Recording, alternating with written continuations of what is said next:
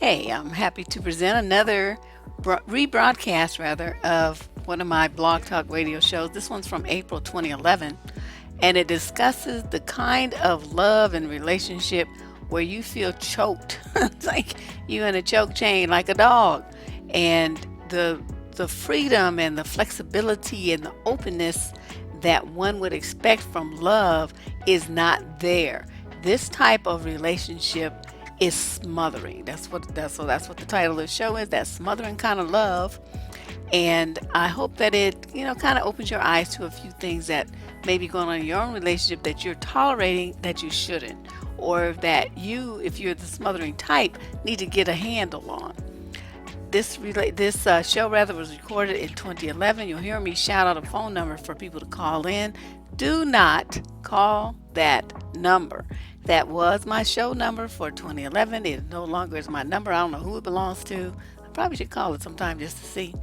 But don't call the phone number. Just listen to the video and enjoy the discussion. If you have any comments that you wish to make that augment this topic, or you want to share your own experiences, just type them down below the video. And I thank you for listening. This is Deb Cooper.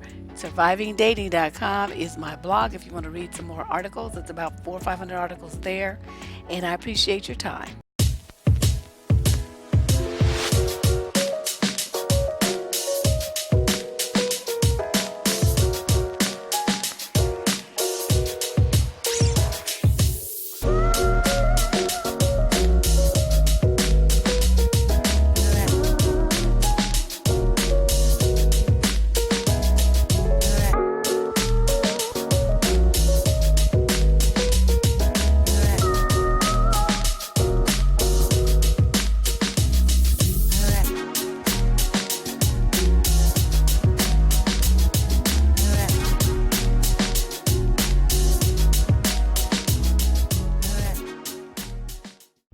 We talk about dating and relationships on this show, and tonight is no different. But the angle is going to be a little bit unusual for us, because we're going to talk about something that a lot of people do. It's not often addressed, but it refers to the term smothering. We've all probably heard it, or we felt it most definitely, from someone that proclaimed to love us. The person's there in our face all the time. They want to be around you. They want to do things for you. They want to be with you. Now, some people really appreciate that. Some people feel like, that is the epitome of love. That's what you do. That's how you show it. That if those things are missing in a relationship for them, then the relationship is empty. It's hollow. There's no real feeling. But for others, there's a fine line that you have to walk between showing them that you love and that you care, and being so overbearing with your expressions of love that you just kind of scare them off and make them back away. So how do we know the difference? That's what we're going to talk about tonight. I'd like some of your input too, especially those of you who may have been in a situation where you felt like you were smothered, or maybe you later acknowledged that that's what you were doing yourself. I think it's important for us to kind of lay out what some of those behaviors and attitudes are for those that will listen in live tonight, as well as to the podcast in the future, because this is a very, very common complaint, and it leads to a number of breakups and relationship problems, because people just feel overwhelmed and like their whole life is taken over by this person that claims to love them. It puts you in a real bind, because if you really care for them too, how do you tell them, you need to back up. You just choking the life out of me. I can't breathe. You need to leave me alone sometimes, without hurting their feelings. So, a lot of people suffer in silence. But then what does that do to the relationship? So all those questions on the table, what is quality time, and how do you know when it's too much? And, how do you balance that with a need for a person's independence and, time with their friends and time alone?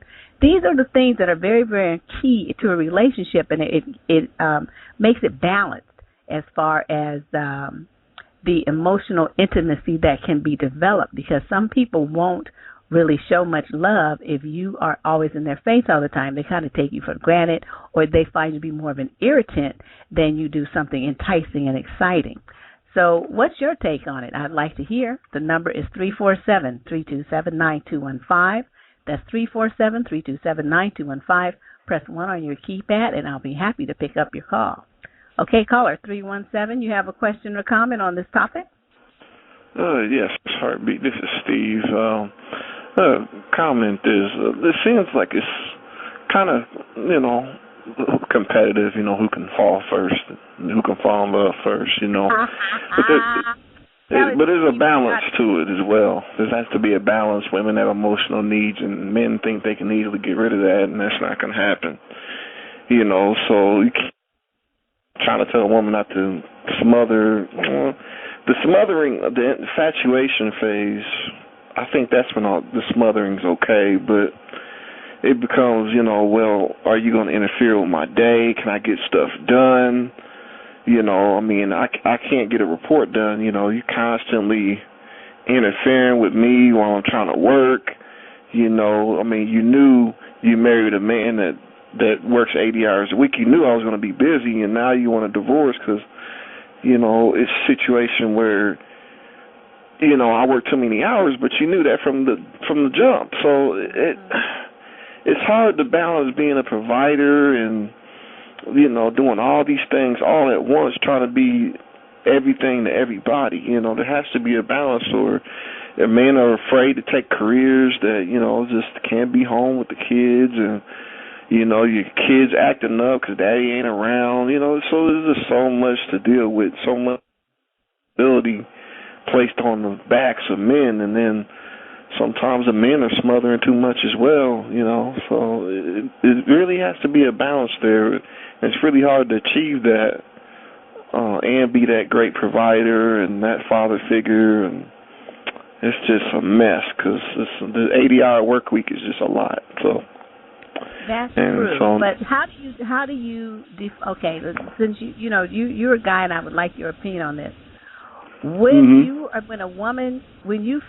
define a woman's behavior towards you as smothering, what kinds of things is she doing? I heard you say she's calling and interfering with you getting a report done, but I think that's something that, I don't know if that's smothering. That's just crazy, because people have to work. Come on now.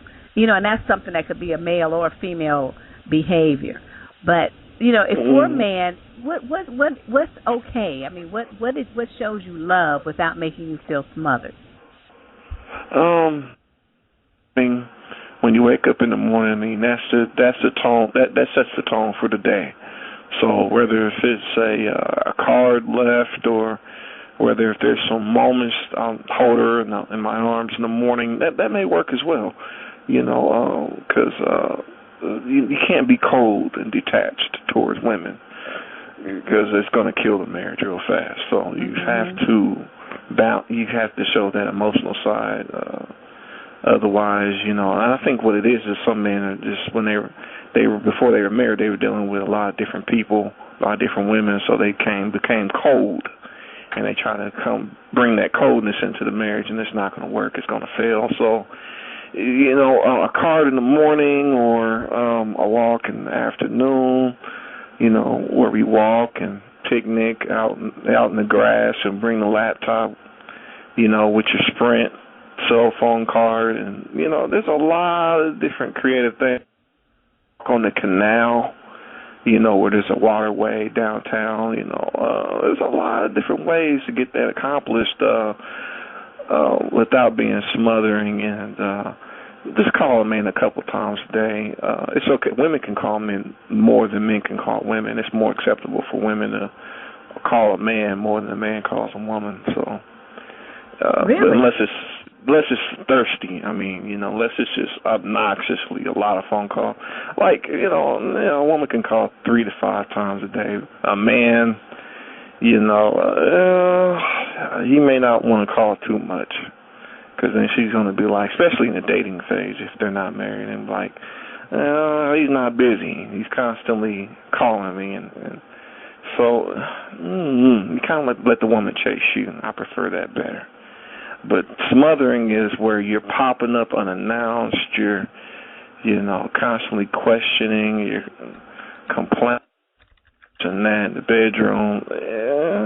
But it just really depends, because it depends on the man. But I don't think that's a big problem. I think it's a small problem. I don't think smothering is huge, unless you're really dealing with an insecure person that constantly need to be told that she's beautiful every single day. Like Stacey Dash, she was in an interview on the Wendy Williams show talking about, I don't feel beautiful if a man doesn't tell me I'm beautiful all the time.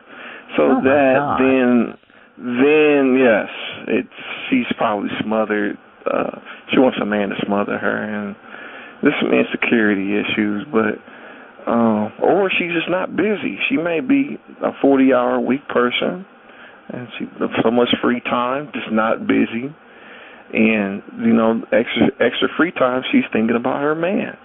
There you go. So okay, let me put you on hold a minute and get some of these questions out here so we can get a couple of other people to call in and be brave. But thanks, Steve. You made some great comments. All right. Now, one of the things that we hear a lot in the advice business, we hear a lot from men that women smother them. We hear this all the time. I say probably at a ratio of 50-1 over the number of women that write or verbally tell me that have that kind of complaint about the men in their lives. Because when a man becomes, quote, smothering, what he really is turned into like a jealous, possessive foe. So they don't really call that smothering.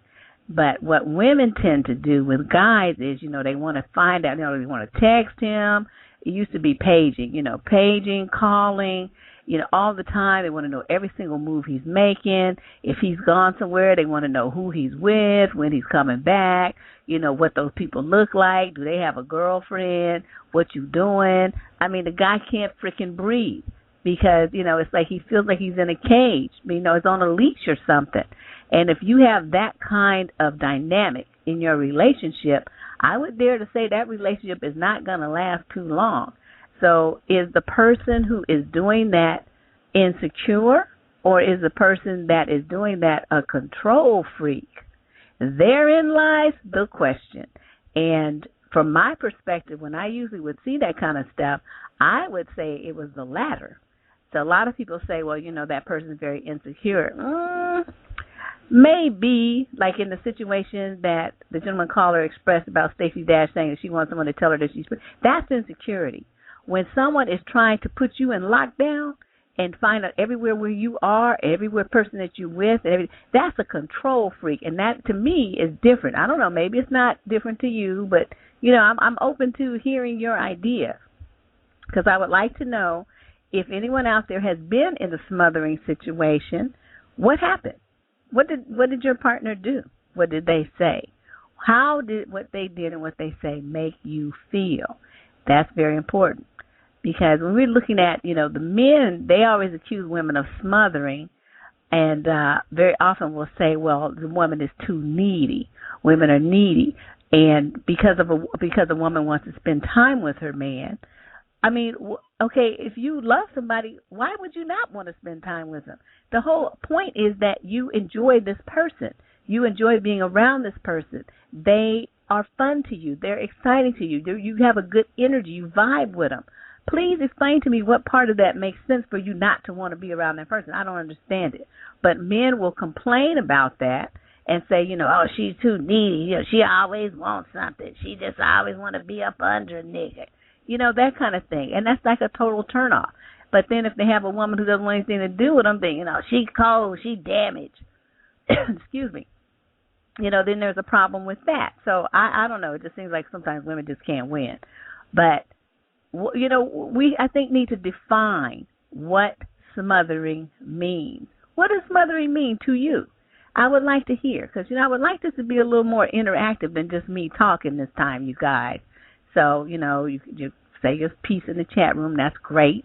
But I would love to have some verbalizations because people listening to these podcasts, they can't see the miraculous and wonderful things that you type in the chat room. I can see it, but I can't sit here and read everything that you type. So it would be really great if some of you picked up the phone and shared your thoughts on the podcast so that other people can learn from your wisdom and experience. That would be really, really great. Okay, caller 773, what's your question or comment? Hi, this is Black Freethinkers, and I have a comment. Lovely. Okay, this is the dilemma. You have women who say that they want their independence and their freedom, and they just want to have a nice, light, casual, relationship, whereas you afford them the opportunity to be their own person and to go out and live their lives with their friends outside of you, which is fine. But then when you allow that to happen and you don't exert any kind of control, you just allow them to be, then it becomes an issue where they become insecure and say you don't care. Mm-hmm. Then you put the script and then you clamp down on the relationship a little bit more, and then now it's an issue with you smothering them. It's like you can't win. What do you want?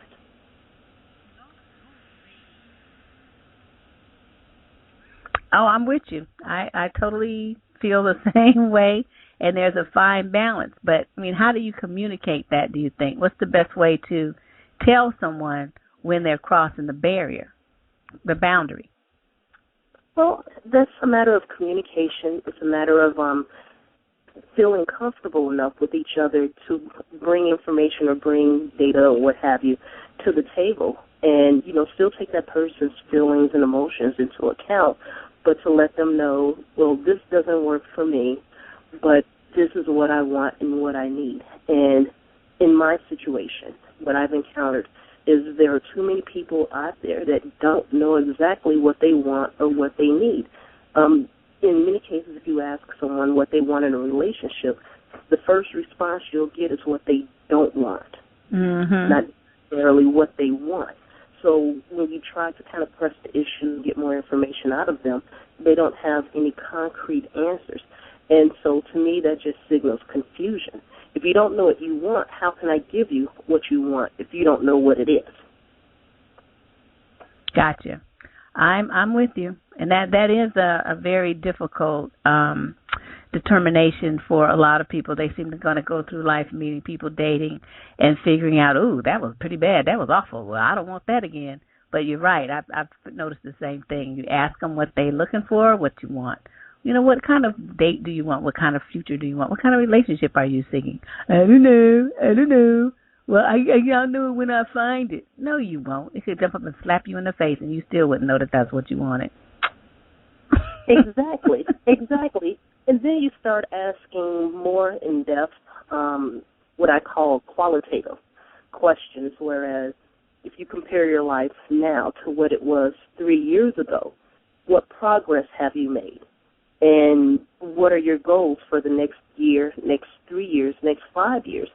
And it's like sometimes you're looking at a deer looking at someone that's looking like a deer caught in headlights. So it's a hot mess out there. And, the dating game is no joke. But there are some of us that just took a step back, just took a seat, because it's just unreal. I'd rather spend this time getting to know myself and improving the character flaws and the fallibilities. I'm not saying that I will ever 100% overcome, but I know I'm better than what I used to be. Okay.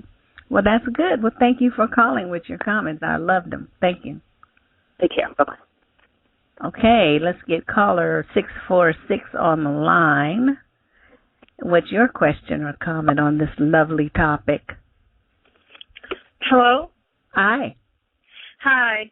I think it's a really good topic. I remember several years ago, that I was involved with a guy, and he accused me of smothering, and that I was too needy. And then I thought back on the way that I was around him, and I looked at our relationship, and I realized that it was, unless I initiated, us spending time together, it was something he never did. He only wanted to spend time together with me when he wanted, sex. And we never really did anything quality together. So I would be the one to call and say, hey, you want to go, to do this, want to go to the movie, want to go do this, do that. And and I was in love. I was with him, and, I did do it. We were in college together, so, we, if I had laundry to do, I would do both of our laundry. And I remember one time he needed to borrow my car because his license had gotten suspended because he didn't pay a ticket in another state.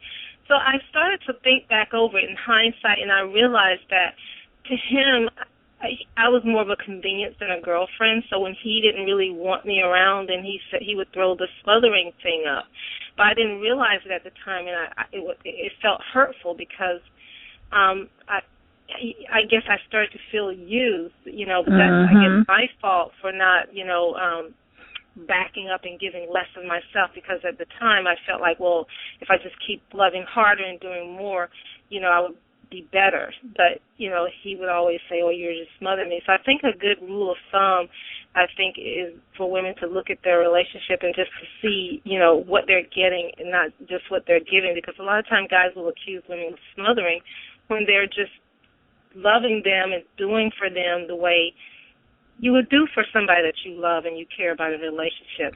And then the guy said earlier, that first caller said that, women know when they're marrying a guy, well, he's working 80 hours a week. You know that already, so you should. Well, the guy knows as well, so why are you getting married if you're working 80 hours a week? A lot of time guys get, accuse women of smothering, but, men can smother too, and men can also not put the time, effort, and energy into relationships, and they would throw up smothering when they don't want to be bothered, So I think it's a word that really needs to be defined, because I think a lot of things, we say smothering, we use that term loosely, and it really isn't, appropriate. And I think also we call obsessive stalking behavior smothering too, and it's not smothering. So we definitely need to know what is smothering, what does it look like, and let's not call people that are engaging in normal regular relationship the way it should be smothering, and guys using that term just to get out of not being bothered and using their girlfriend as a convenience. Tell it, girl. Okay, thank you. I'm going to get Steve back on here. Steve, what you have to say about all that you just heard? Well, it's kind of hard, because like if you build a career and you're interested in marrying a specific individual, it's kind of hard to, just put your career on hold, or offer you a 40-hour traditional work week. So how can you, get married, please everybody? Can you imagine how hard Barack Obama works? Imagine if his wife was smothering him and he couldn't get stuff done. He's probably working 60, 70, 80-hour work weeks probably, maybe or maybe not. But what I'm saying is it's hard to be this great provider and do everything, raise the kids. They want you to help them with the homework, this. It's hard to do everything for everybody. There's not enough hours in the day to get it all done. And you can't just tell your boss that, hey, we need to cut back on hours. You can't just do that. It's not all the time. So that's what I'm saying. Ooh, your sound is all messing up over there. Something's going on with your sound. Can you hear it now? No. Let's get you a call back or something. It sounds like you're underwater all of a sudden. Oh, okay. Oh, well, now it's better. Okay, now it fixed itself after that. Hello? Okay, well, I guess he hung up. That's okay. He'll call back. I found this letter, this old advice letter that came in. It says, I'm 27. I've been in a serious relationship for about 7 months with a divorced mom who has a 4-year-old child. We met at a friend's birthday party, and she actually made the move on me. I'm shy, but I thought she was nice looking. And he says, I realize I have self-esteem problems. The thoughts that I'm not good enough, people talking about me behind my back, who can I trust, all come to mind daily. Well, it was a whirlwind romance, and we actually started spending every night together after only 2 dates. Basically, I moved in, even though I've had my own apartment to this day. After 5 months, we rented our own apartment and have been living together until recently. Due to my self-esteem problem, I'm a smothering kind of person. I know this. I've had regular friends say that they felt this way. I'm very suspicious and jealous person of her going out with friends, coworkers, or anyone that might, on the off chance, take her away from me permanently. I love her so much, and I don't want to lose her. I already lost one woman to this problem, and I don't want to make the same mistake twice. She's told me several times she has the same problem that drove her ex-boyfriend away until he basically lost all interest in her. She says she knows how he felt now and doesn't want me to feel the loss she had felt after losing him. So, she went to counseling. He's wondering if he should do the same. So he's like, I'm back in my own place now. And she said she needs space so that she can have faith in me, not grow to dislike me for clinging so much. She's feeling really smothered, and I know why. The words I've put this in are my own and sound worse than the phrasing she used, but it is all the truth. I'm just confused as to what I can expect and if there's any healing available for the basic jealous, suspicious, untrusting person she just wants to date, even though she says she loves me and may decide we should be together in the future. There really is a special love between us, and I know I need to get help for my self-esteem and jealousy problems. From what I've said, do you have any suggestions? Is there any help available for me? And I feel like, oh, wow, that is so sad. But he's got a lot of insight into his, his behavior. And, do you guys think that that's the cause of it? I mean, are people really, quote, suffocating, smothering because of their jealousy and suspiciousness? Is that what's the problem? Or is it something else? That's, I'm going to put that question out there because you guys, there's more of you than there is me. And so, between all of you, there's a lot more relationships available for reference than I could have had on my own. I talk to people, of course, about their relationships, but I'm not in those relationships. I only hear a small little, portion of whatever their little issue is, and then that's all I know. So it would be great to hear some of your thoughts on this smothering topic. Is it jealousy, insecurity, possessiveness, all of the above maybe? Okay, 614, what's your question or comment? Hello, area code 614. Your mic's open. Okay, I guess 614 is not ready to talk yet. Let's go back to Steve. Okay, Steve, let's see. How's your connection now? Can you hear me now? Yes. Okay. We got to get you some Verizon, dude. We got to get you Verizon. I know, Blog Talk is, man. Okay, there's just a balance. I mean, I think people using it as an excuse to cheat. That's what I really believe. They're like, you're smothering me that way. He's been finding time for somebody else. I think men are being slick about this smothering thing because I don't think it's really that big of an issue. Smothering, interfering with the NFL game, that possibly may be considered smothering. Trying to treat a man like his mom, that may be considered smothering. Trying to go everywhere he goes and checking the mileage on his odometer. It's possible. But I think people are being slick about the smothering thing. I think they're cheating or infidelity's going on. What do you think, Miss Heartbeat? I'm kind of with you because I've never heard a man say that a woman was smothering unless she was acting in those kind of jealous ways. And normally she didn't start acting like that until he did something that made her that way.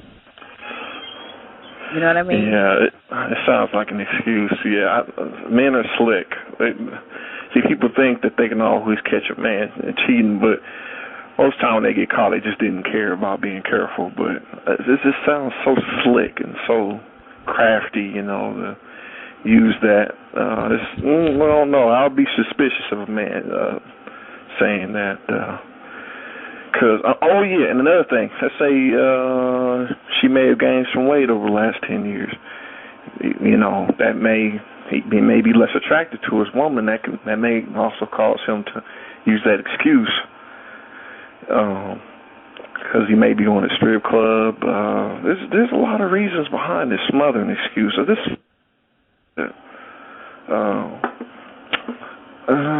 too needy. I would say it's probably the same thing as being too needy. Insecurity, maybe not. But I haven't heard Dr. Phil or really anybody discuss this really. So I'm thinking somebody's being. This is a topic that I don't think people have really addressed, but it's very real and it affects like thousands and thousands of relationships. Yeah, and it sounds like the woman's working less than the man. The man's working probably more than the woman, and she got to find something to do in that spare time to keep herself occupied. It could be that. Or the man may be boring. Maybe he's boring. Tell it. And like he never comes around. And it's like the last caller. She said, he's only using it. That could be true. And then when he's done, he doesn't want to be bothered. And emotional, what's that called? When men don't. That's basically what it is. Emotionally abusive. Okay, well, let me get a couple of these calls, Steve. Hang on the line. I'll be back with you in a minute. Okay, let's get caller 215. What's your question or comment? I kind of agree with the boy was saying. You know what I mean? I had broke up with my girl because she was too, she always wanted to be under me. I mean. Well, how was that a problem? What was you trying to do that she couldn't be up under you, dude? Come on, tell it. It wasn't nothing I was trying to do. It was just that's what it was. She always wanted to be up. I know some guys now. I mean, one of my boys. I mean, his girl always want to go everywhere we go. I don't care if we chilling over. If they chilling over my crib, she want to be there. If we going to the mall, she want to be there. Like you just too. That's a clear explanation or clear definition of smothering. You want to be up under, you smother them to the point where they can't breathe. Everybody that say they don't want to be smothered don't necessarily mean that they cheating or don't necessarily mean that they sneaking around. Not saying that it's not going on, but just because you identify a situation like that doesn't necessarily mean that there's some infidelity taking place. Some women do love to smother men, and I know them personally. Always want to be up under them. You know okay, now let me ask you this, though. See, this is the thing, okay, from your perspective, she's smothering. Now, how does your buddy feel about it? Same thing. He just never expressed it to her because he just he knows she argued too much, so he just let it be. But I thought the most important thing and the most important part of a relationship is just keeping an open line of communication. So by him not telling her, it wasn't our job. That's not our obligation to inform her that she's being too smuggling. That's not my problem. But I'll point out to you that, she's smothering you. You got to let her know. I know, man. It's just, and she argued to me, and I don't feel like hearing them out, so I just let it be. So we let it be. But that don't take away the fact that I still know, you know what I'm saying? And he know that she's being up under him too much. Sometimes it can drive a person to cheat because they get to the point where they get so used to you being up under, they get sick and tired of you, and they wind up losing interest in you because you're up under them too much. I mean, you don't give them a chance to breathe. Another way now, see, because you know how that goes. I know the game. So, he going to front it off to you guys like it's her after him. How you know it ain't him? Come on, baby, because he want to keep up with what she's doing. Well, we're not around to see that. We're only around to see what goes on with what's in front of our eyes. We can't pass judgment on the thing we don't know. So trying to speak on something like that is like speaking into thin air because you don't know what goes on behind the scenes, but you can only speak on what's purely within your vision. This is what's in my vision when I'm around them. All that other stuff that you're talking about, I don't know. So I can't say, it's a bunch of possibilities that say, all right, well, what if she ain't, or what if he ain't, or what if, well, that's just a bunch of what ifs, which don't have no evidence, and don't have no substantial evidence at all because there ain't no proof behind it. I can't see that. I can only tell him what's going on within my vision when I'm around him. Mhm. Okay.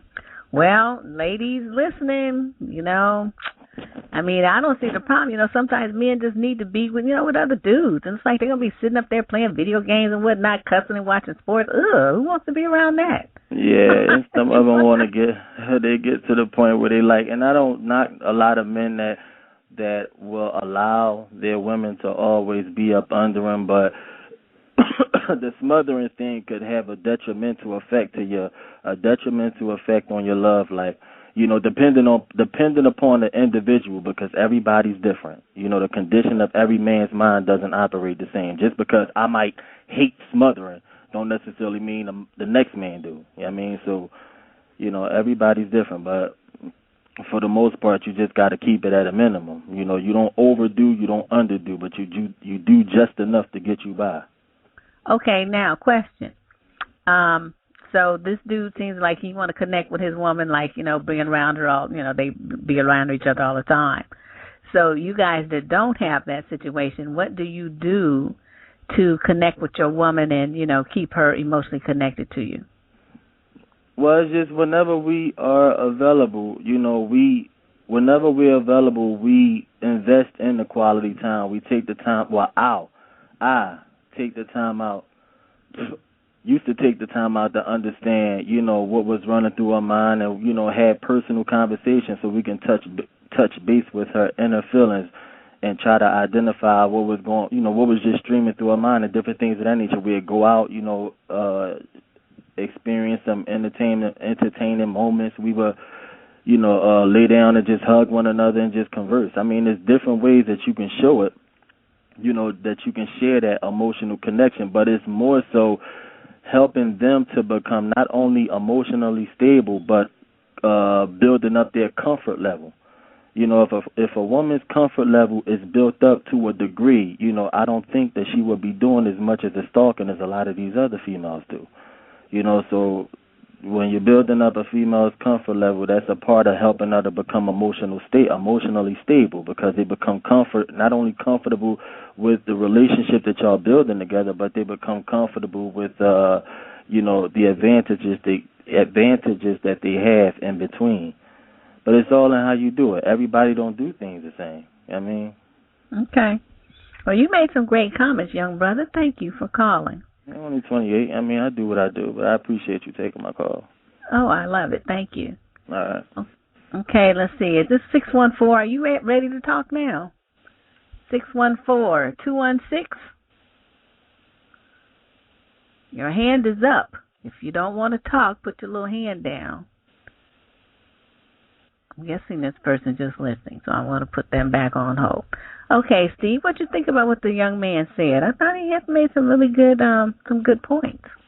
Yeah, it's true. I mean, every situation is different. I mean, there's no guarantee that, just because I'm treated one way means that, all women don't smother. It just really depends. But like you said, when it's built up, the security, the comfort, the emotional love in the relationship is built up over time, then she's like, I don't want to watch the football game with him. I don't want to go to kick it with the fellas with him. I want, kick it with my girlfriend. So, and that's another thing. Some people don't have girlfriends. Some women don't associate with women. That's another problem as well. So if she doesn't have any friends and you're the only man around, well, smothering. So, I know a lot of people just can't stand being around women. They don't trust women. So that could be there too. Need to stay occupied, whether that's helping mom build a cabinet or going and visit family or relatives. She got to stay occupied because, a lot of marriages, the man working way more. So they just have to keep busy. And sometimes they want an answer to a question, and then if you don't give them the answer, then she's going to be, needy. She's going to be wanting to be around you until that question is answered. So that's that as well. And emotional. What were we talking? We did that show, emotional abuse. Mhm. She's wanting to know an answer to a question, and you just keep ignoring her. Well, she gonna keep coming around until it gets answered. Exactly. Well, let me put you back on hold. You are so right.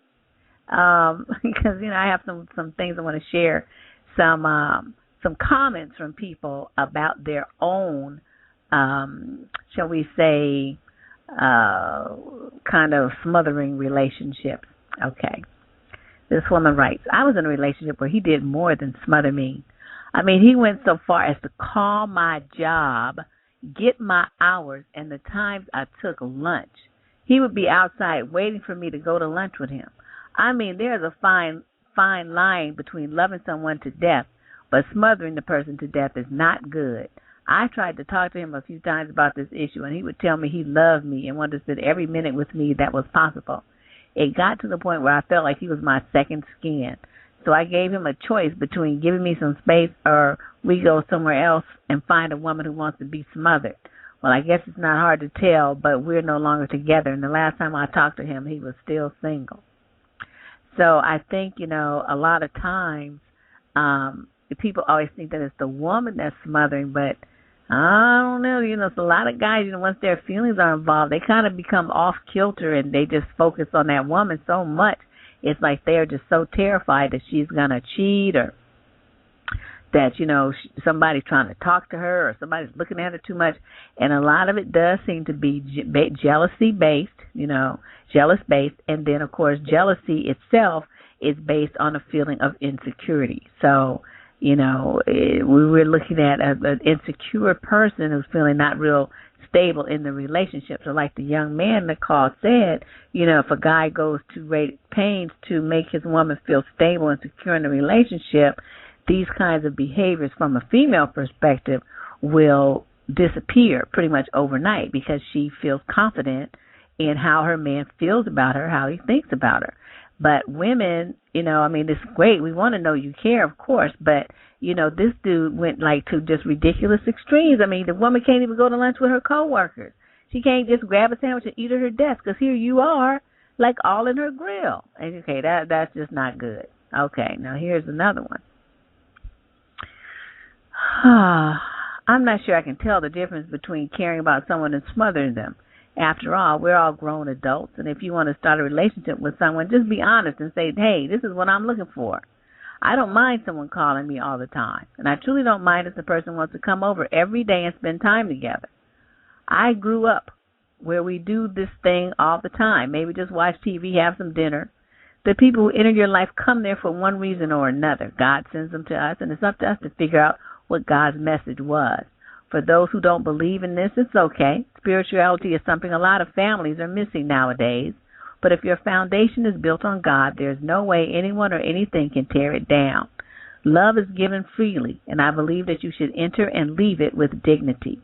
Never sacrifice who you are hoping to change someone else.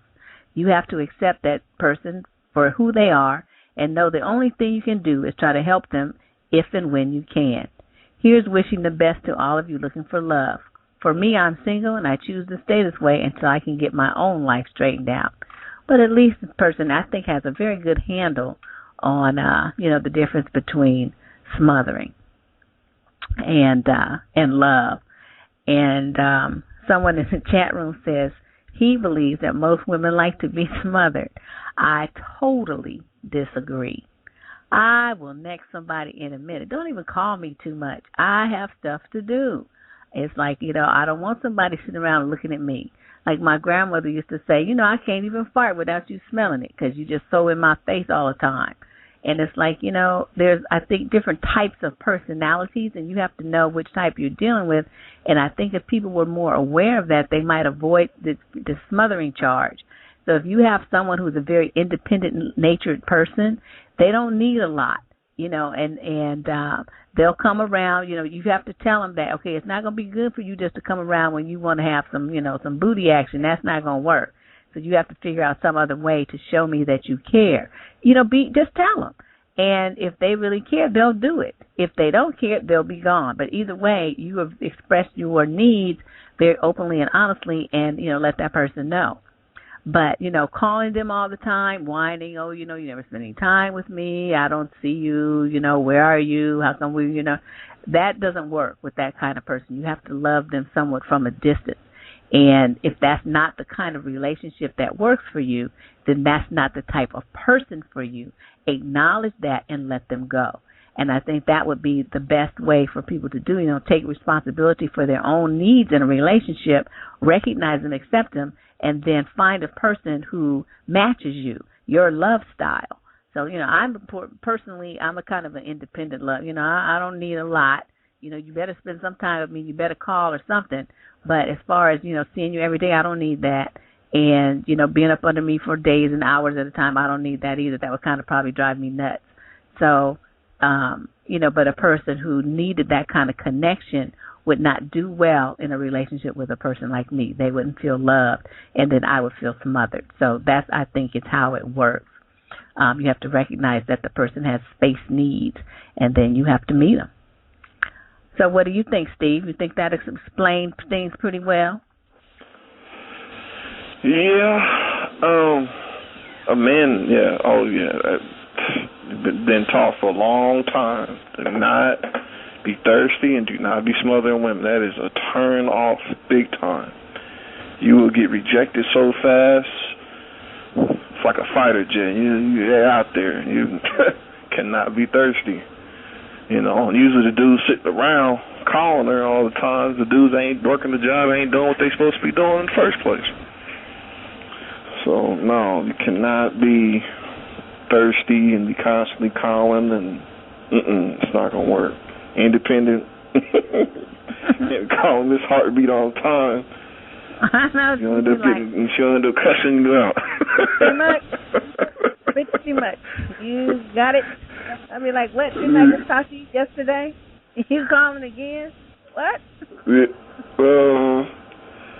Yeah, and how to avoid problems. I'm not trying to cause any extra. So, yeah, it's a turn off. Don't do it. That's right. Yeah, there has to be a fine line, I think, with especially in the early stages of a relationship. There has to be a fine line between, you put a kind of, have you guys ever gone fishing? Anybody here a fisherman? I love to fish. And there's an art to it. Like you go, okay, you put the hook on there, and if you're like in a lake, you use a little bobber thing, and you put the little worm on there, whatever you think the fish going to bite, and you fling it out there, right? And you kind of drag it slowly so it looks like your little dead bait is still moving, right, because the trick the fish. So you move the thing, then you pop it in another area. The fly fishermen have this down. I mean, they got that thing going. Just, choom, choom, choom. And they do it, and it gets the attention of the fish. But it only stays for a little while. It's not just there. It's moving. It's, the fish has to swim after the bait. You got that? The fish wants it, and it might not have to go too far. It's not having to, like, go all upstream and jump hoops and all that sort of stuff here. But it has to swim. It has put a little bit of effort into getting the bait. That is the dynamic that you want in a relationship. There has to be interest built. And sadly, that means if you come off, like Steve said, who's thirsty, you just like all over the woman, she never gets to have that curiosity about you. She never gets to fantasize about you. And for women, that's very important because, usually, I hate to say this, but, for most dudes, the fantasy is better than the reality. So, you want to let her fantasize about how wonderful you are and how fine you are and how good in bed you might be and, all this old stuff. And so then by the time, she finds out that her fantasy is faulty, it's too late. She's already in love, and so you still got her. It's just like the fish. By the time he finds out that the bait is not real, it's too late. He's already swallowed the hook. So, it's the same principle as far as I'm concerned. Dating is like fishing, and I actually wrote an article about that. That's on my blog on surviving dating, if anybody wants to read it. And I talk about the whole, dynamic of catching the fish, using the right bait, and going to the right pond to catch the kind of fish that you want. So to me, it's very, very similar. And I think a lot of people don't understand it. It's like jump in the lake and sit there and wait till, for a fish to come. And that's not attractive to fish. You have to be, something that's moving. And the moving target is always more attractive to fish. So there you go. That's Miss Heartbeat's nature lesson of the day. We talk about baiting and fishing. Now, here's another one. I was accused of smothering a guy who at first wanted a relationship, but I found out later he was living with someone. Then he came to me and told me that he's free and he wants to work on us. So, I'm excited. I agreed to do so. He tells me then that I'm smothering him. I barely call. I let him call me. I don't text or send emails. I don't send letters and mushy cards either. When he does come over, I hug him and he tells me he does not want to be touched. He wants to lay in my bed and watch a movie with me, and he wants me to stay on my side of the bed. I think he needs a Holiday Inn or to go away to a health spa alone. Then he wants to touch when he wants to touch. He decides when it's okay for affection. If I touch between that time or try to hug him or kiss him, I'm smothering him. This weekend he moved in with another woman, and now we broke up. Well, yeah, that sounds like a chump. And, this is somebody, I don't know, sometimes people will be in a situation where they just don't want to be alone. They just want another body there. Just like some people who are real lonely, they, like these old people, they don't have any visitors, they don't have any friends, and they keep the TV on some news channel or something, so they hear voices all day around them. And it reminds them of when, they had a family or whatever, so they hear these voices so they don't feel so alone. And it's I think the same principle in that these kinds of guys use female energy. They use it. And but women have to be very aware. If you need something, you want it, you deserve it, and you're in a situation, and that's what I'm calling this thing in the story I just read, a situation. You're in a situation with a man, and he's not giving you what you need, he's not giving you what you want, and he absolutely shows no interest in making it happen, you dump him immediately. You don't feel any qualms about it, no guilt, nothing. He's the first time he tried to hug him, and he tells you that you smothered him. I say, you know what, get out. Because I'm not having myself in a situation where I'm caring about somebody that's not caring about me. Get the fuck out. And that's what you tell a man like that. But I wish women would have more courage to do that. Every dude that you meet, and just because, it seems like he's cute and he might want to get busy with you or something, that don't mean you need to make a relationship out of it. He's not relationship material. Any man that would treat a woman like this is not relationship material. He's a jerk. So you get rid of him, because he's just going to suck up your energy and use up your life and abuse you. So you get rid of him immediately. So that's what I say on that. Anybody got a comment that you want to make on the air? You give a call. The number is 347-327-9215. That's 347-327-9215. And I'll be happy to pick up your call on the air. That's 347-327-9215. Press 1 on your keypad, and we'll pick you up. Okay, let's see here. What do we have? Okay, let's see. Let's get Steve back on here, my go-to person. Mr. Steve, now what I just said, do you agree with that? Like if you're in a situation with somebody and he's, don't touch me. I want you to touch me. What is that? Yeah, he sounds like a player. He sounds like a major player. That's exactly what it sounds like. You're smothering him, and you care about him more than he cares about you, and men love that situation. So, that's what it is. He's probably trying to use you for sex. It'll start out small, though. He may come off chivalrous.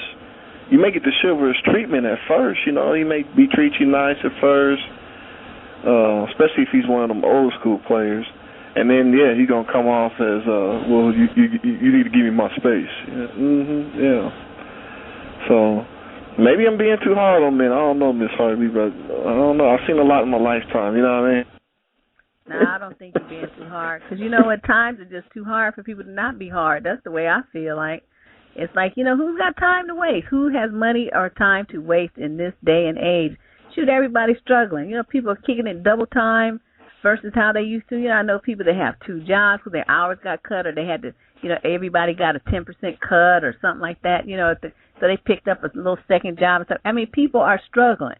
So, when you have all that kind of stress on you, the last thing you need to do is come home and look at some fool and have even more stress. No, you get out. How about that? Be less money, less groceries I have to spend, and the PD&E bill will go down because I don't have to run the TV all the time. Oh, lazy Sal. Get out. Oh, it's hard. I know. So funny. I'm terrible. Okay, I'll put you back on hold. What do we talk about? What is intimacy? That's, I think, is one of the missing ingredients here. What does intimacy mean to you? Because if you are truly intimate with somebody, how can they smother you? I guess I'm confused about that. Because, when I've been in a situation, and this is me personally, where I was madly in love with somebody, it's like we couldn't get enough of each other. I mean, it was this, not like you want to be up on each other 24/7 or nothing like that, but the time that we had to spend together was precious. The time that we set aside to be together, we did not want any interruptions. This was our time. Phones went off, the babysitter was had. I mean, everything was put in place so that there was no distraction, no interruption. We could focus solely on each other. So if you are trying to call yourself having a relationship and you can't set aside that person's not important enough to you to do that for on a regular basis because, so you can catch up with each other, really talk and bond and look each other in the eye and make funny faces or do whatever you're going to do, take a bubble bath, a hot tub, go drive up the coast, whatever you're going to do. That time is set aside to focus solely on each other. And, there may be, if you're apart, frequent phone calls because you miss that person. You miss their energy. Their voice is just something that, comforts you or excites you or something like that. I mean, there's a different kind of connection there when a relationship is founded on true intimacy. What are modern relationships founded on? I don't know. Even though I work in this field, I look at some of these things that people call relationships. I don't see any of that. I see them getting together and screwing. And, some of them end up with kids out of them situations. They might hit a movie or, go to some little, hometown buffet or some Denny's or some little raggedy something every now and then. But a lot of the women don't even have that kind of situation. The guys that they call their men do not take them on any dates. They don't go anywhere. They don't do anything. All the, quote, dating takes place at her house or his house where a mattress is close by. I don't understand that, and that's no kind of relationship that I would ever want to be in. That doesn't make any sense to me. So, I don't know. And in a situation like that, can you really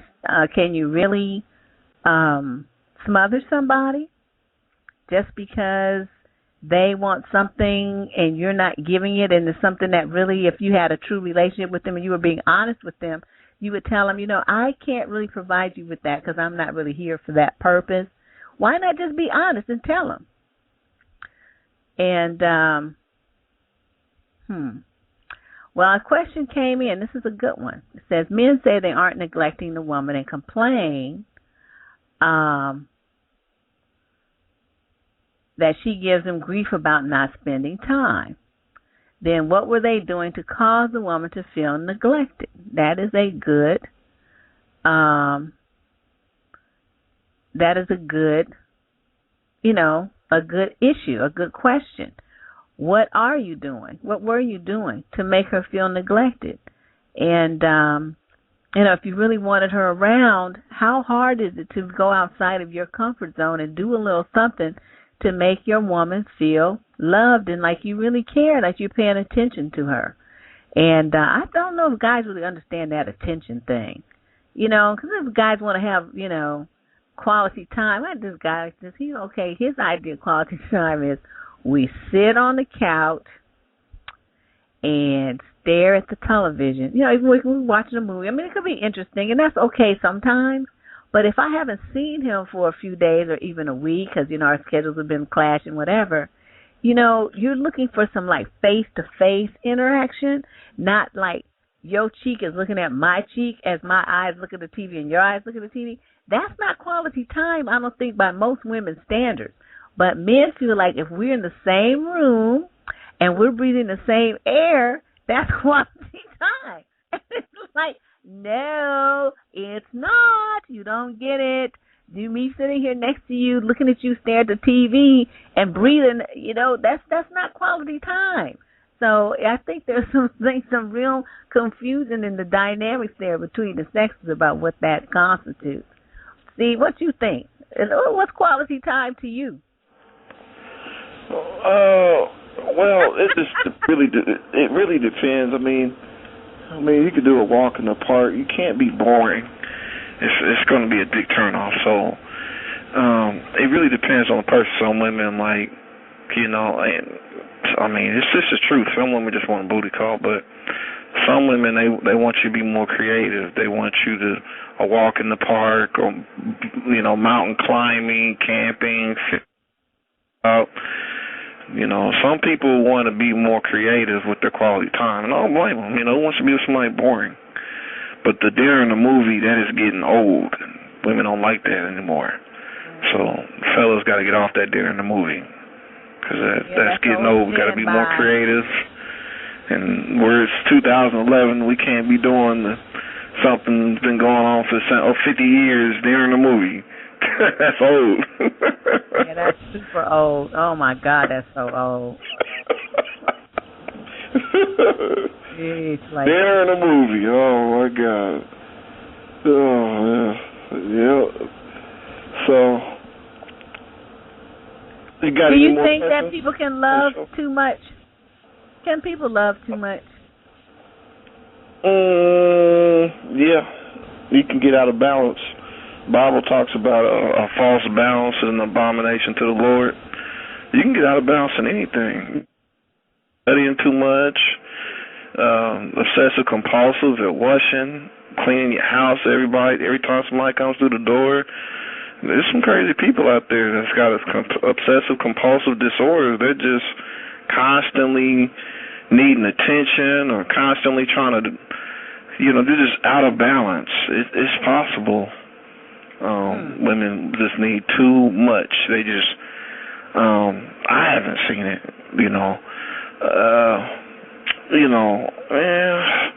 well, see, I don't want to confuse the infatuation stage of it. I mean, yeah, that's going to be extreme. But after the infatuation wears off, then that's the stage I'm speaking about. The day-to-day management of a relationship. Okay. So, the infatuation stage is always going to be extreme. But after that stage, then, yeah, it's possible, yeah. But it just depends on the individual because everybody's different. Everybody's needs are different. So, well, you know what I have found? Like, my needs will change from relationship to relationship because some people, I don't know, it's like they're cool and everything, but, a little bit of them is enough. So it's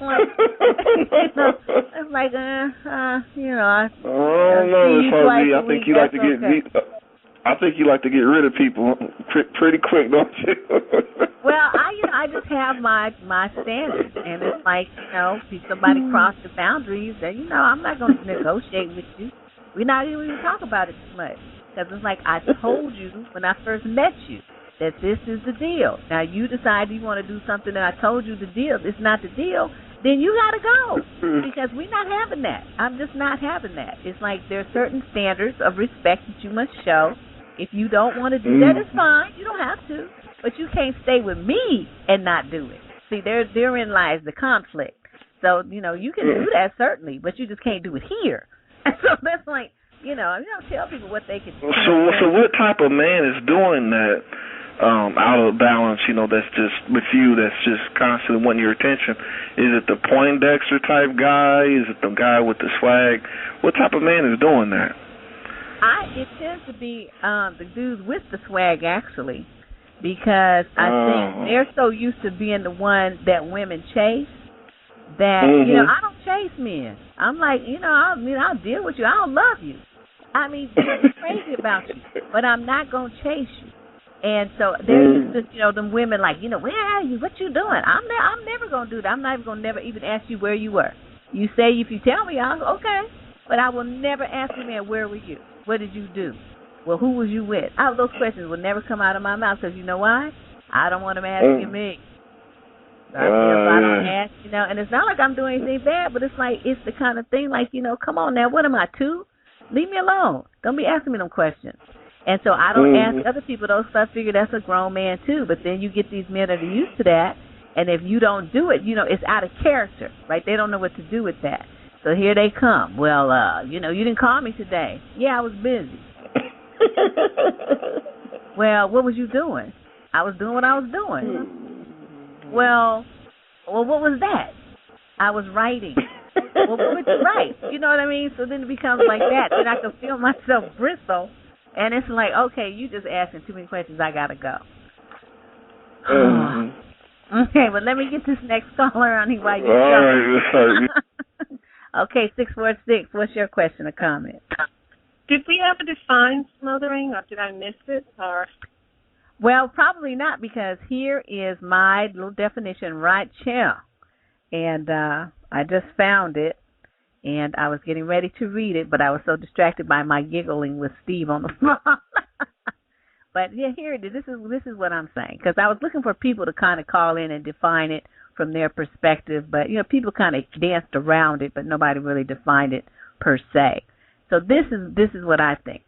To me, smothering is, if you say you're a smotherer, you're loving someone, but they're perceiving it as smothering.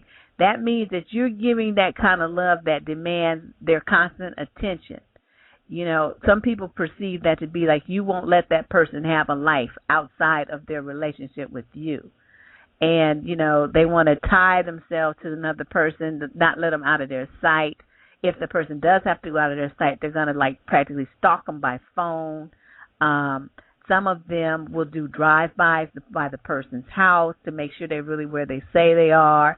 They'll pop up a lot in situations where that person said that's what they're going to be. They're suddenly in the same restaurant, they're in the same bar, they're at the same party when they really had no business to be there.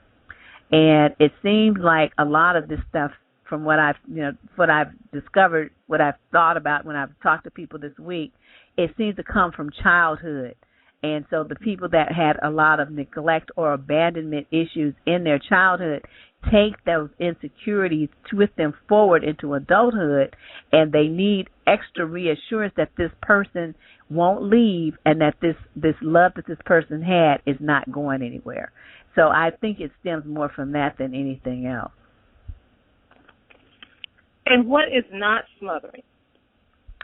Not smothering is a healthy, quote, checking in, which is any normal relationship, which is might be like this. Say your mate is expecting you home for dinner at 6. Dinner is being prepared. Well, something happened. You can't make that. You're stuck in traffic. You had to stay late. Your boss stopped you to finish up some whatever. Whatever happened. You check in with your partner by calling and saying, I'm not going to be there at 6 o'clock because blah, blah, blah, blah, blah. Now, some people resent that, and they feel like, I don't need to be checking in. I'm doing what I'm going where I'm going. I don't need to be. I'm not nobody's clock. That's not smothering. That's respect of another person's time. The same kind of thing, like if, say, someone's coming to pick you up, say, for a date. And maybe you got home late. You broke a heel, had to stop at the shoe store. Your hair dryer broke. You didn't have any hot water in the shower, whatever's the reason. Your babysitter came late, whatever. Let the person know, I'm running late. I'll be ready. But, this happened. There's not like checking on them and see, well, where are you and what are you doing, this kind of thing. It's just letting them know, keeping them abreast of things that could impact their life as well as yours. That is not smothering, but a lot of people perceive it to be. So what happens in a relationship that throws it out of balance, where it goes from being a healthy relationship where both people are communicating with each other to something happening where it leads to a woman or a man to feel that person is neglecting them, so to speak. We get this term thrown around a lot, smothering, but there's I think there might be a pattern of something that starts to happen, and it makes one person feel off balance, as the gentleman said earlier in the phone, and then they don't hear from the person, and then it starts a chain reaction of behaviors. What I say, when a pattern of behavior changes drastically in a relationship, that means that person has a new interest. Now, that doesn't mean the new interest is a person. The new interest could be drugs. It could be alcohol. It could be gambling. But whatever it is, it's something that's more important to them at that point than, you are. So at that point, then it's time to step back from the relationship, distance yourself. And that's really, really hard for a lot of women, especially women, to do. They don't know how to do that. But if a man is pulling away from you for any reason, the best thing for you to do is pull back even further than he did. And that leaves space for you to reassess him and space for him to reassess himself. Don't call him. Don't chase him. Don't worry about what he's doing. Go on with your life. Do what you need to do. Leave him some space and time. If he really was having a problem with something about the relationship, he'll think it over, then he'll get back to you with some conversation. But you can't make somebody talk to you until they're ready. So, this constant, why aren't you talking to me? You need to talk. We need to hash this out. It's not going to get you anywhere. So it's just best, if the person's backing away, you back away. Just let them be and, see what comes up. If they back away so far that you don't really hear from them too much, or, they're not meeting your needs anymore and, more than a few days or a week go by, then it's time to reassess the relationship altogether, which may be what they're trying to do and just too chicken to do it. But, yeah, that's what I say, that person, there's something that's come between you. And like I said, I'm not going to always say that it's another woman or another man. A lot of times it's something, especially these days. So, but whatever it is, it's time to back up from the relationship. And I think that's what I'm glad you brought that up, because I think the word smothering is like a big umbrella word that covers a lot of things, and I think Steve, nailed it when he said a lot of times it can be used for guys who's just wanting out of a situation, or they have, as you said, another interest. It could be, and somebody brought up, well, somebody's working all the time, or they have something going on, and they don't have don't take the time to spend with their significant other. Say, I think somebody brought up in the chat room that they were at some point, going to school, studying, and their ex-girlfriend gave them grief because they spent so much time in their class.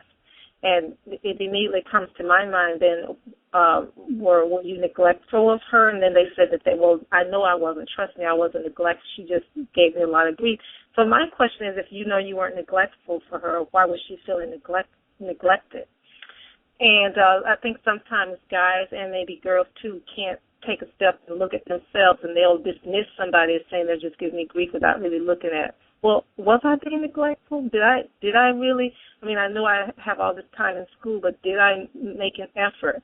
I think a lot of times if an effort is made, people can be understanding, but they're quick to just throw that smothering word around and say, oh, they just don't understand, they give me grief and yada, yada, yada. And I think people don't really assess themselves either. Mm-hmm.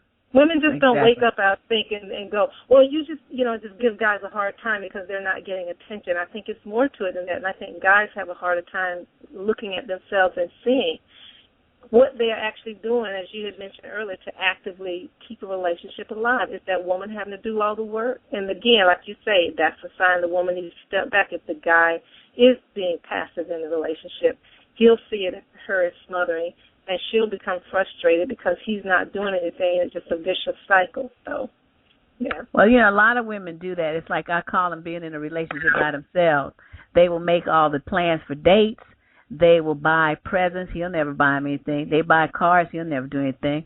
They make, they'll get the little special outfits and cook the special dinners at their house and all that stuff, invite him over. He never does shit. So it's like this kind of thing where, he's in the relationship, but he's like somebody in a little boat. Like she's steering the boat, she's rowing the boat, she's doing all the work, and he's just sitting in the boat with his legs crossed, showing up just for the good parts. And that is not a satisfying relationship. But a lot of women try to make do with that, and then they wonder why they're so exhausted and feeling unfulfilled in their relationships when they would do better to stop doing that stuff, sit back and wait and watch what he does. Because I keep telling women, I must have said this 80 million bazillion times, men speak with actions. They don't speak with words. So a guy will tell you what he feels about you by what he does. If he's not doing shit, he does not give a shit. And that is the bottom line. And so many women just don't understand that dynamic. When a man cares about you, he wants to be there, yes, but he wants to not only be there physically, he wants to be there for you emotionally and mentally. If he sees you stressed out, he's going to try to fix it for you. You might not need him to fix it, but I'm saying his desire to not have you in pain will be what motivates him to try to help you fix the problem. So, you see what I'm saying. But if you have a guy who doesn't really give a shit, your car's on a flat, you don't have AAA, you don't know how, and he'll just be like, wow, that's messed up. Well, anyway, I got to go. Okay, that's not your man. That's not your man. So I don't know. These are some women, I don't know. But there's a big difference between smothering and being in a relationship where you're being taken care of. And the woman after what happens is if she's doing all the steering and he's sitting in the boat, and it becomes a dynamic they're both used to. So, after a while the woman gets frustrated, he'll think she's nagging. Well, why can't you do this? Or can't you do this or this or that? And then next thing you know, the smothering goes up. You're just smothering me, you're bossing me, you're telling me this or that, when they've been so passive all along, and the woman is really asking for him to be more engaging in the relationship when that's not something he's done before. So now he thinks that she's changing and she's smothering, she's being demanding. And right. He's really been passive. Right. All right. Well, great comments. Thanks for those questions. You kind of got me back on track. Thank you. Okay, caller. Somebody calling from a 111 headset. Your mic's open. What's your question or comment? Hey, Miss Heartbeat. How are you? Fine. What's going on, lady?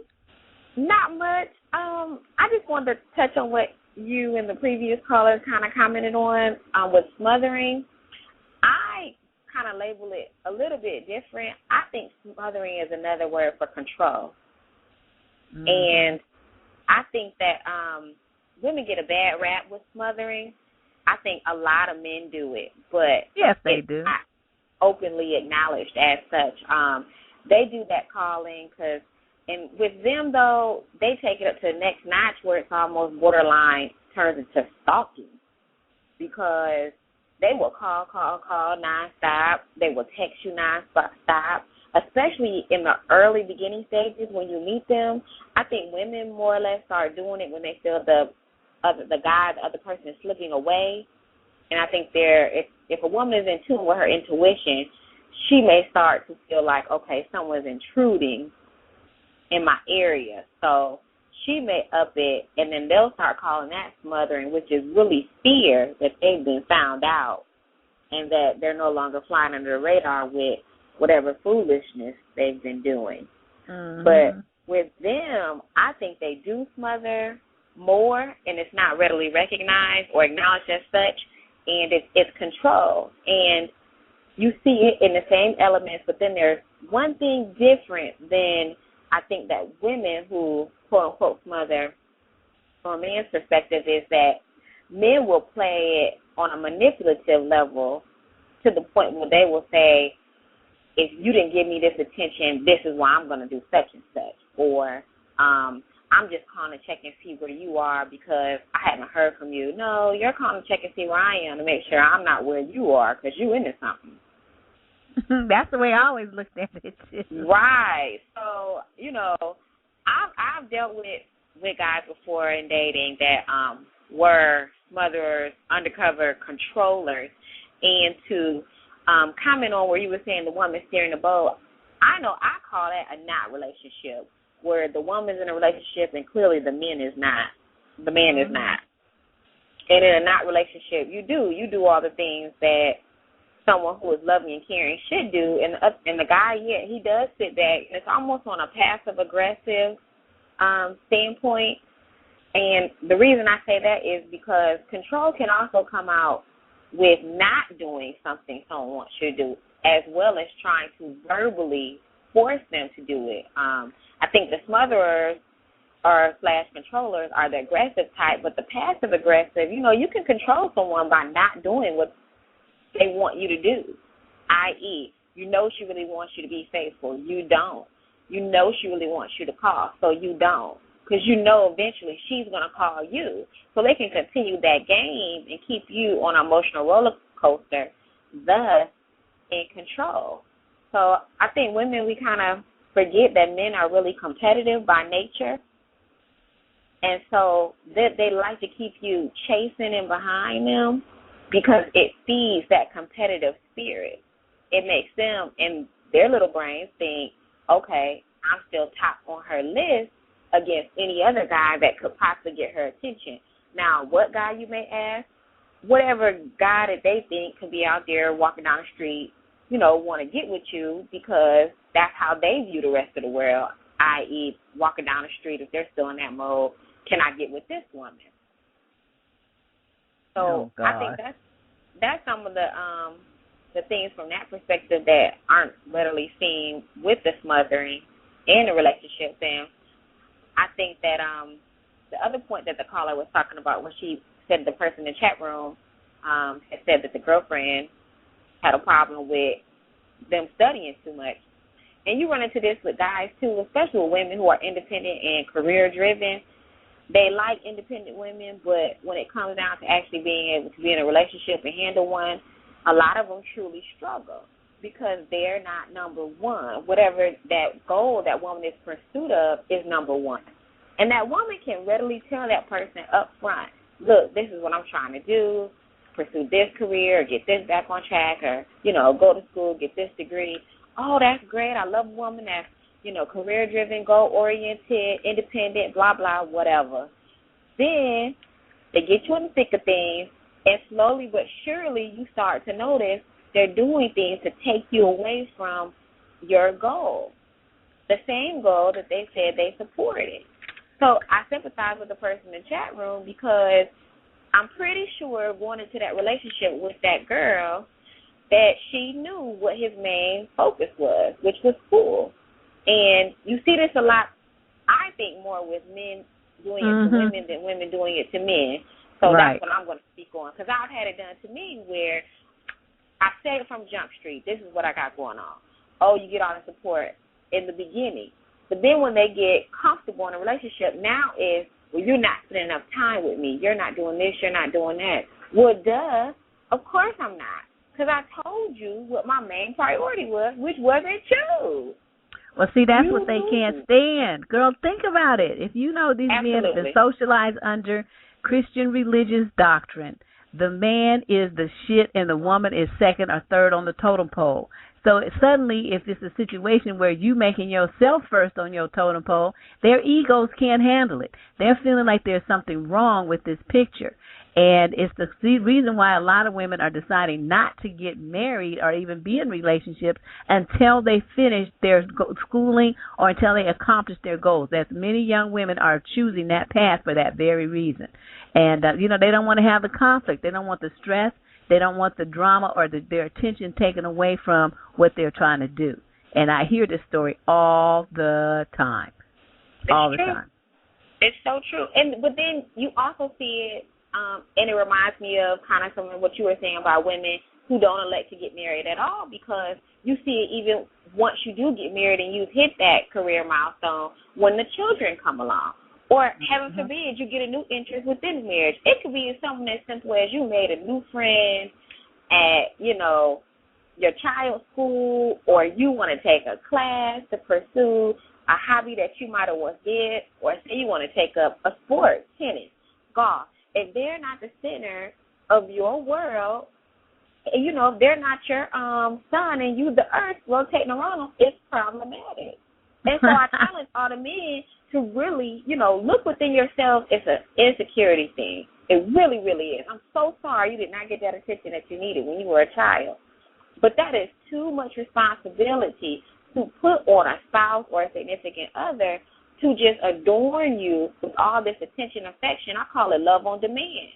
This not Comcast or whatever. You can't push a button and just want me to walk into this room and, you the sultan of Versailles and I'm one of the concubines, and then I'm just supposed to do all this stuff, set you down, love you to the moon, And then when you got your feel, okay, you want to cut me off.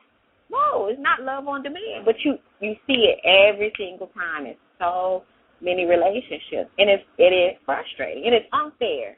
It's really unfair to the woman. So that's my comments on smothering. I really think it's an element of control, and I think it really takes root in a lot of relationships from the other person being strongly insecure and not being assured of themselves, and just plain flat out not having hobbies or their own interests. And I'm not talking about football, watching sports, any of that stuff, because I like that too. But men need to find a balance, because if you do too much of one thing, then of course you're going to look to something else to just be so jump-starting, spark-filled to pull you away from that thing or to compensate for when you're bored with that thing. That's too much of a responsibility for another person to hold. You need to learn how to balance your interests. You need to learn how to balance your priorities so that when you are spending time with your significant other or they out of your sight spending time with somebody else besides your working behind, you're not on edge or you don't have attitude because you're afraid they don't went out and had some fun without you. Well, why don't you go make your fun? Quit being a fun killer. Yeah, call them fun suckers. You a fun sucker. Oh, they're the fun killer, the dream killer, the joy stealer. You be like, you leave, go back, come home. You feeling good. Might have had a couple drinks. Walk in the room, they laid out. See you back. Yeah, I walked in the door. You have a good time. I know the women know, and the men know too. They get on the show and they act all brand new, like you can rip the tags off of them. They don't know. They know. Girl, you are crazy. It's not fair. They need to just stop doing it. They really need to stop doing it to us. Really, really. Yeah, they need to stop. So that's my comment. Well, thank you for calling. Oh, hear her say she's going to be acting brand new, girl. Tell it. Oh, my God. That was a funny call. But, she was kicking a lot of truth. Now, there were a couple of people that were calling. Please call back. They hung up. I guess I didn't get to them fast enough. That's okay. Just call back. I will be happy to pick up your call, extended the show a little bit because it looks like, there's a lot of more information to go over. And we'll probably stay on another 15 minutes. I'm not going to go the whole 30. And cover the rest of these points. So those of you who wanted to make a comment, please call back. The number is 347-327-9215. That's 347-327-9215.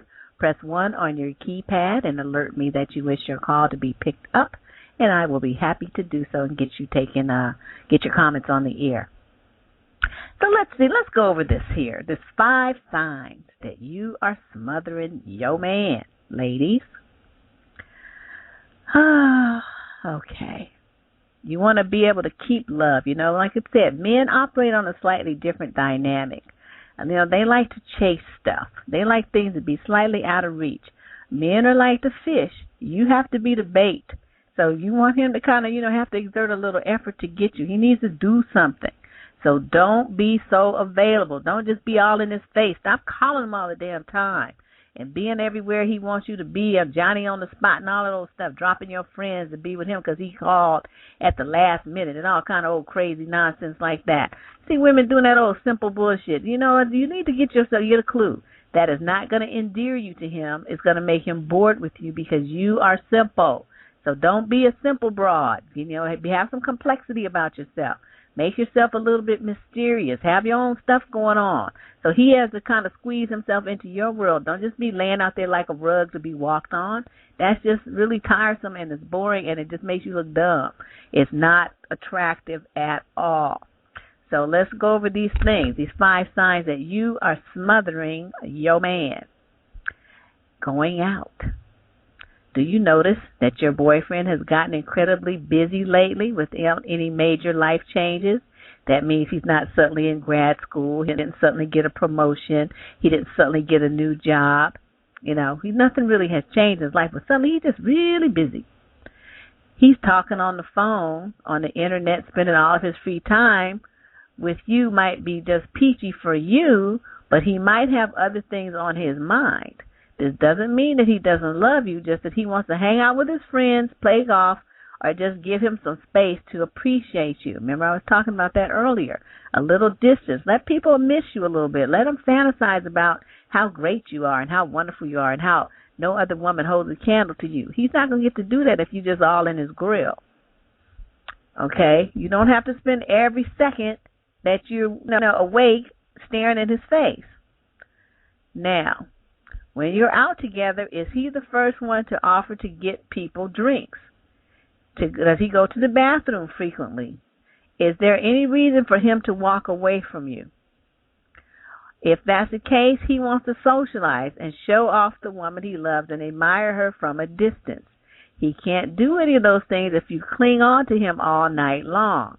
It might even be good for you to make some new friends and get your mind off your boyfriend. In other words, get a life.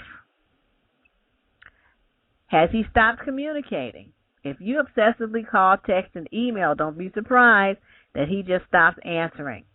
Then come the lies like, I left my phone at home, I was asleep, my battery ran out, my sister was on my computer, you texted me, my service has been really weird lately, I didn't get it.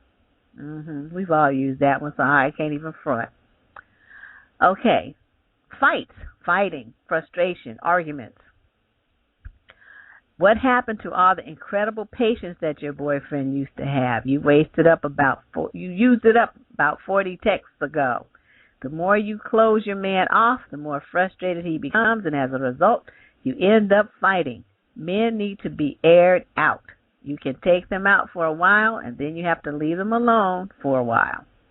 Okay? And then the breakup. The first sign that you are smothering your boyfriend is when he breaks up with you. There is only so much a man can take. You can try to win him back with promises that you will give up your smothering ways, but it may fall on deaf ears because it's just too late. And those are 5, signs that you're smothering your man from a very interesting little writer. That was not me. Forgot who sent me that, but anyway, I saved it on my computer from some time ago. But that is those are some signs, and they're very real. You see those kind of things going on. You're behaving in that way, ladies. That's pretty much the dynamic. I keep telling you guys, you got to give men space. That doesn't mean you give him so much space he starts feeling like you don't care. Like I said, there's a fine balance between backing up and letting him come after you a little bit, and then totally ignoring him and putting him on on ice. All right, Mr. Steve, you got any closing comments before we tie up all the loose ends here? Yeah. One thing about I know the submission thing. I know people hate it and hate people talk about the Bible all the time, but it's man and woman submits to each other in the Bible. They're taking that out of context. So it's not really a fear that I'm going to be dominant, I'm going to dominate the relationship, I'm going to smother you and all that other type of stuff. It's about love, and I hear money and swag. I constantly hear that, but I rarely hear people talk about compatibility, love. It's more about money and swag. That's what I hear nowadays. So man and woman need to submit to each other. There's no dominating, my foot on your neck. When it comes to a Christian man, we're not all like that. We're not all going to, put a gun on you. So some people think of it that way. But if you smother, you're going to end up getting cheated on. He's probably going to end up stepping out on you. You'll probably end up getting dumped. It's not going to be a good look. You're going to look desperate. And the lady talked about college, and that's true. If she told you from the beginning that she had things to do, then you respect that. If you don't respect that, then she's going to eventually kick you to the curb as well. But I think it was a good show, and I think maybe we should have a topic about, I was thinking, Ms. Heartbeat, about people wanting the first date to be incredibly expensive at a high-end restaurant. It seems to be a problem nowadays with, some women, we barely know each other, but they want us to take them to high-end restaurants. And I'm like, we barely even know you. This is what you do. You now quote me. Now I want you to take this sentence and practice it. You say to such a woman, well, people in hell want ice water too. That's what you say to her. And then you laugh just like you just did, and then you say, I gotta go. And then you hang up the phone. Oh, I don't know when you're going to get married again, Miss Harvey. Oh, God, you're so funny. Oh, God. Somebody's going to checkmate you one of these days, though. But watch out. Well, yeah, that would just be a very special and unique individual. Because, first of all, he would have to laugh at my corny jokes. No matter what I look like in the morning, he would have to say, baby, you are just gorgeous. And I might look like Miss Bo Fro. My hair sticking straight up in the air. But that's all right.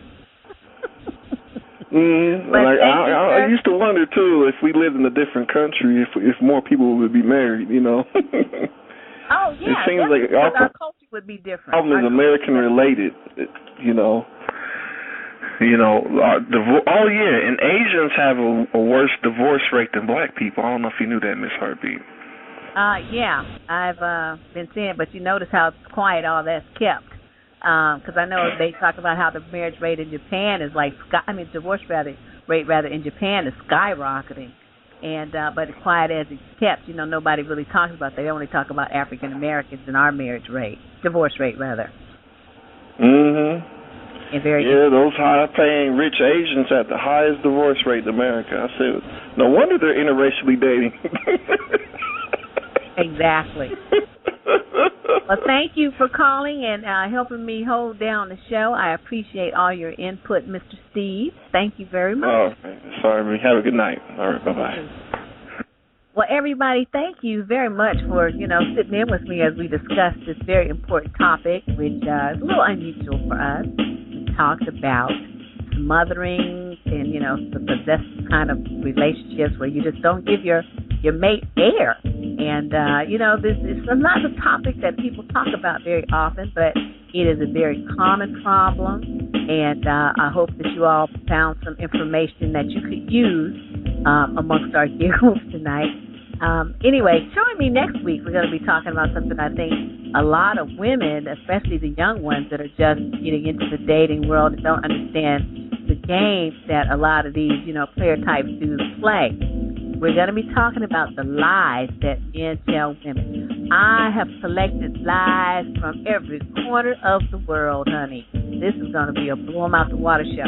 It should be really funny, too, because some of the lies are so fantabulous. It's like you cannot tell me that a woman actually believes this mess here. But it should be very entertaining, but also, like I said, for those that are naive, for those women who are just getting back in the dating scene after a long-term relationship ended or divorce, you're not up on the game, honey, but you need to get up, because if you don't get up on the game will get up on you. My name is Deborrah Cooper. I'm the host of the Date Smarter, Not Harder relationship talk show here on the Blog Talk Radio Network. Thanks for sitting in with me tonight. Join me next Sunday night, 5:30 p.m. Pacific, 8:30 p.m. Eastern, for the next topic. Is always something good on dating and relationships. That's what we talk about on this show. I appreciate your contributions and your time. See you next week.